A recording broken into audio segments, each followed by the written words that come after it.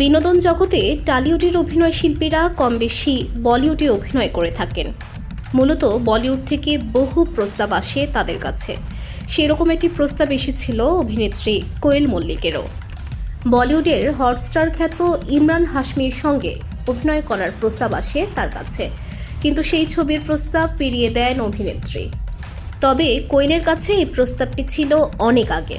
এটা অভিনেত্রীর ক্যারিয়ার শুরুর দিকের সময়। কিন্তু কেন প্রস্তাবটি গ্রহণ করেননি তিনি? কারণ তার বিপরীতে ইমরান হাশমি বলেই কি এই সিদ্ধান্ত নিয়েছিলেন অভিনেত্রী? এদিকে ইমরান হাশমি পর্দায় কেমন চরিত্রে কাজ করেন তা প্রায় সবাই জানে। ইমরান পর্দায় থাকা মানেই নানান দৃশ্যে উষ্ণ আবেদন, এমন একটি ইমেজ আছে তার ক্যারিয়ারে। যদিও সময়ের ব্যবধানে অন্য ধারার চরিত্রে কাজ করার চেষ্টা করেন এ নায়ক, কিন্তু তাতেও দর্শকদের কাছে ইমরান হাশমি এখনও সেই হটস্টার হয়েই আছেন। সেই সময়ে ইমরানের সাড়া জাগানো একটি ছবি ছিল গ্যাংস্টার, যেখানে ইমরানের বিপরীতে ছিলেন অভিনেত্রী কঙ্গনা রানাওয়াত। কিন্তু অনেকেরই হয়তো অজানা সেই চরিত্রে অভিনয় করার কথা ছিল কোয়েল মল্লিকের।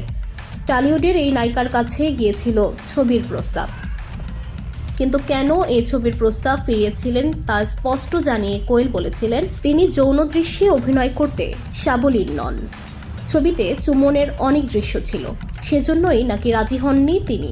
কোয়েলের বক্তব্য অনুযায়ী নিজেদের তৈরি নীতি ভাঙতে রাজি ছিলেন না মল্লিক পরিবারের এই মেয়ে, তাই বলিউডে কাজের সুযোগ পেয়েও হাতছাড়া করেছিলেন তিনি।